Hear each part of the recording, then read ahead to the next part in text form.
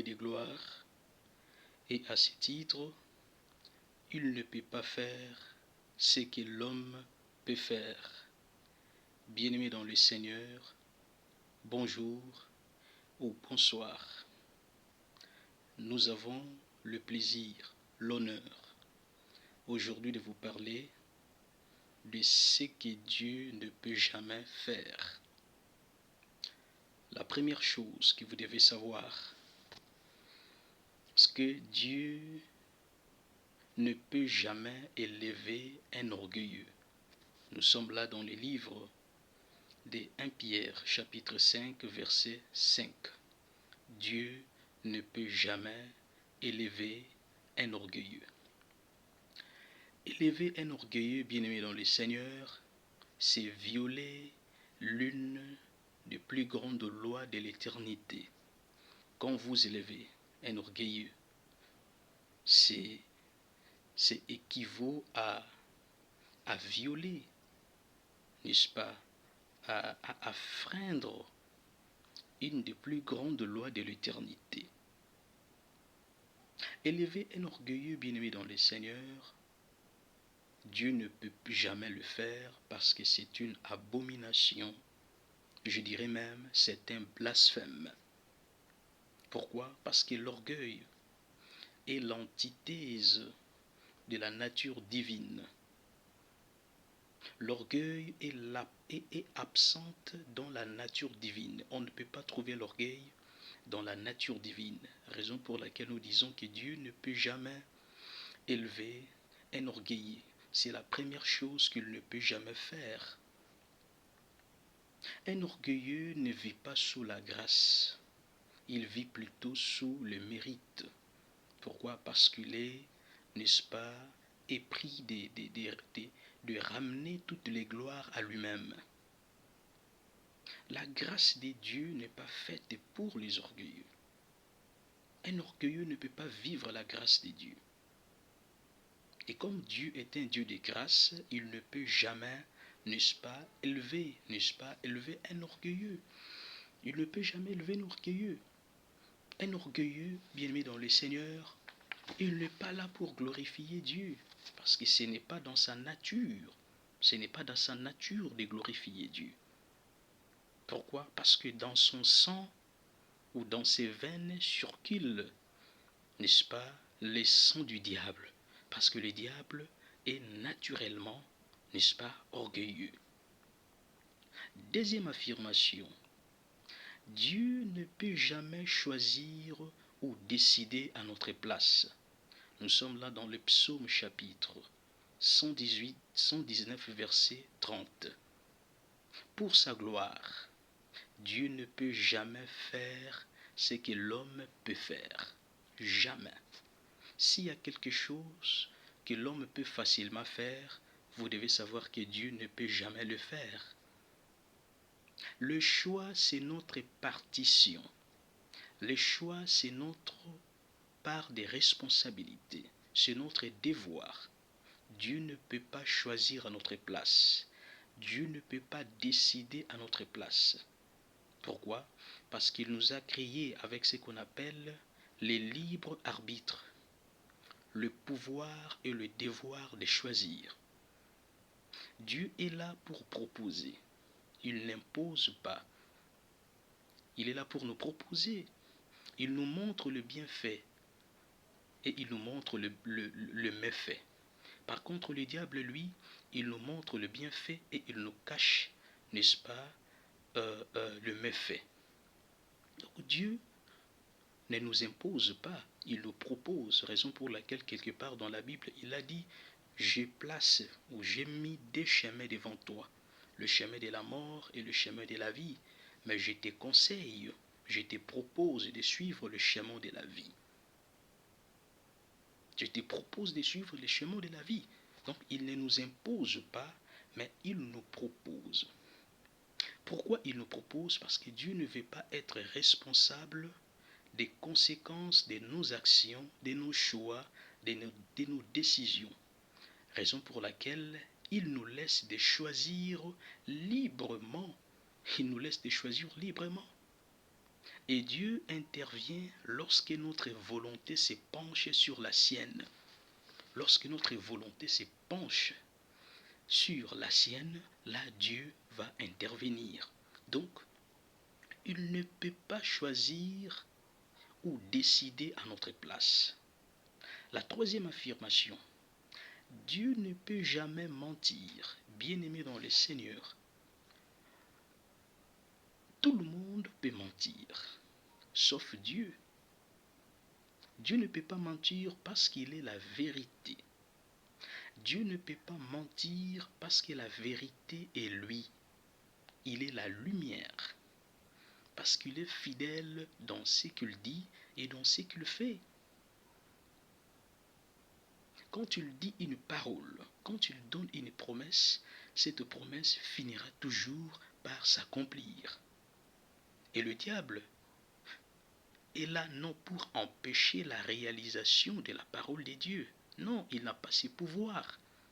Le diable est plutôt là pour vous distraire, pour vous dissiper, pour vous empêcher, n'est-ce pas, de toucher à cette parole, de toucher à cette promesse. Dieu ne peut pas mentir parce qu'il n'est pas un fils de l'homme. Dieu n'est pas un fils de l'homme. Nous sommes là dans le livre des Nombres, chapitre 23, verset 19. Dieu n'est pas un fils de l'homme. Tout le monde peut mentir. Ton père peut mentir. Ta mère peut mentir. Ton pasteur peut mentir. Dieu ne peut jamais mentir. David dit dans le psaume chapitre 116, verset 11, tout homme est menteur. Donc tout homme peut mentir, mais Dieu ne peut jamais mentir. Le mensonge, c'est quelque chose que Dieu ne peut jamais faire. C'est quelque chose que Dieu ne peut jamais faire. Quatrième affirmation. Dieu ne peut jamais redonner à Lucifer sa place. Alors la grande question ici est celle de savoir quelle est la place que Lucifer occupait. La réponse est celle-ci. Lucifer était le chef de l'orchestre céleste, comme Gabriel est le chef des messagers, Michael le chef des combattants célestes. Lucifer était, n'est-ce pas, les responsables de l'orchestre céleste. C'est lui qui s'en occupait. C'est lui qui s'en occupait. Alors, la place qu'occupait Lucifer jadis, c'est l'homme qui l'occupe aujourd'hui. L'homme aujourd'hui occupe la place de Lucifer. Donc Dieu a créé l'homme pour remplacer Lucifer déchu. L'homme est créé pour adorer le Créateur. Il est créé pour adorer le Créateur. Raison pour laquelle Dieu ne peut jamais donner à Lucifer, n'est-ce pas, sa place. C'est pour cette raison qu'il ne peut pas donner à Lucifer sa place. Pourquoi? Parce qu'il a déjà créé l'homme et l'homme, n'est-ce pas, a remplacé Lucifer. Et cette façon de voir les choses, ou cette réalité nous pousse à dire que nous devons écarter, n'est-ce pas, les orgueillers dans notre carré, comme Dieu l'avait fait avec Lucifer. Parce que les orgueilleux sont très dangereux. Ils sont très dangereux. La cinquième affirmation. Dieu ne condamne jamais un innocent. Dieu ne condamne jamais un innocent. Nous sommes dans Exode chapitre 34, verset 7, Proverbe chapitre 6, verset 19. Dieu ne condamne jamais un innocent. Parce que condamner un innocent, bien-aimé dans le Seigneur, c'est porter la malédiction sur sa tête. Dans ce monde, il y a des gens qui condamnent les innocents, les gens qui ne savent absolument rien à propos d'un crime, à propos, n'est-ce pas, de quelque chose de méchant ou de mauvais. Mais ils sont condamnés, ils sévissent sous les verrous.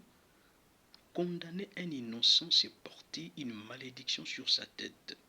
Dieu ne peut pas condamner un innocent parce qu'il est éternellement et infiniment juste.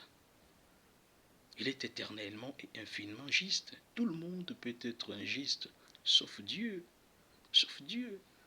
condamner un innocent, c'est commettre un blasphème. C'est un blasphème de condamner un innocent. C'est un blasphème.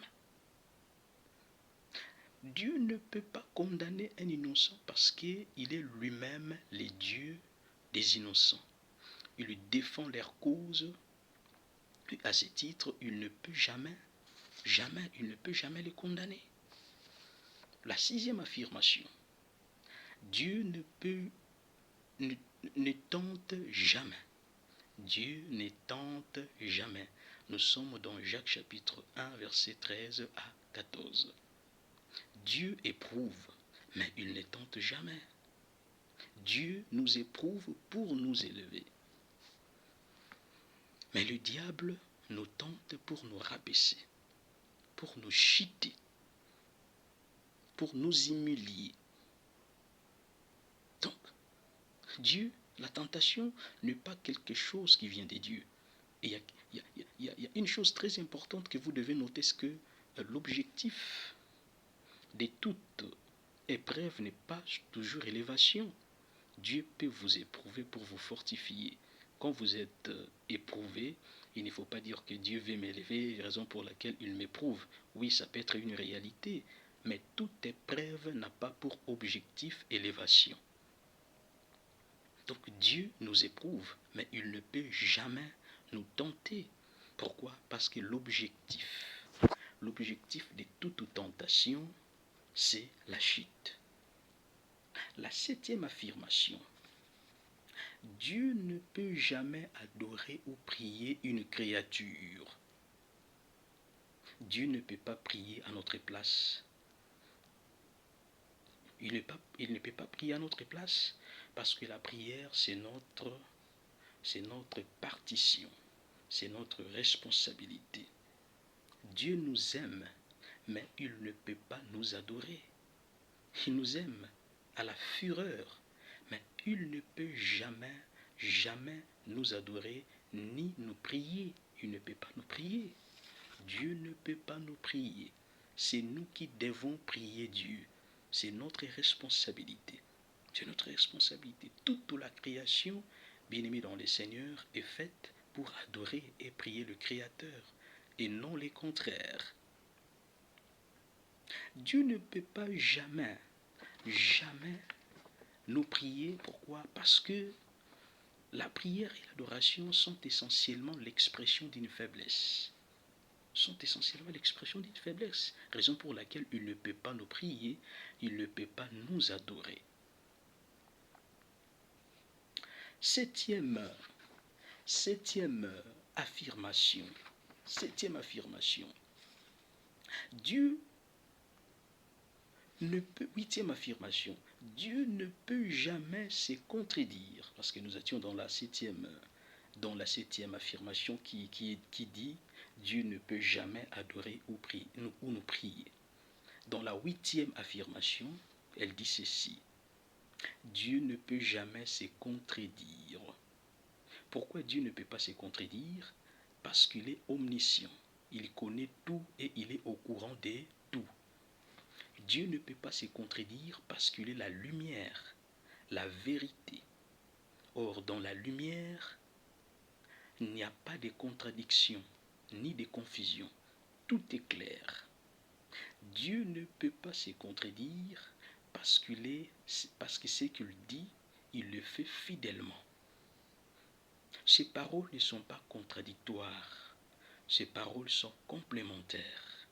La contradiction et la confusion sont des caractères du diable, le père des ténèbres. Neuvième affirmation. Dieu ne pardonne pas après la mort. Il pardonne avant la mort. Nous sommes dans Psaume chapitre 115, verset 15. Pendant que vous êtes vivant, vous avez l'opportunité de demander pardon, de délivrer le pardon, de recevoir le pardon. Parce qu'après cette vie, le pardon, n'est-ce pas, deviendra sans valeur, sans pouvoir. Si Dieu pardonne après la mort, l'enfer n'a plus sa raison d'être. Tout le monde entrerait facilement dans le paradis. tout le monde entrerait facilement dans le paradis. Donc Dieu n'agrée pas le pardon demandé au-delà, au-delà de cette vie. Au-delà de cette vie. La 10e affirmation. Dieu n'oublie jamais un travail fait pour sa gloire. Hébreux chapitre 6, verset 10. Psaume chapitre 62, verset 13. Un travail fait pour la gloire de Dieu laisse une trace indélébile dans la mémoire de Dieu. Dans la mémoire de Dieu. Dieu n'est pas ingrat, il est éternellement et infiniment reconnaissant. C'est plutôt le diable qui est éternellement et infiniment ingrat. Vous pouvez tout donner au diable, mais il finira toujours par vous porter préjudice, par vous nuire, par vous faire du mal, parce que le mal est lui. Voici, bien-aimés dans le Seigneur, les 10 choses que Dieu ne peut jamais faire. Que Dieu vous bénisse.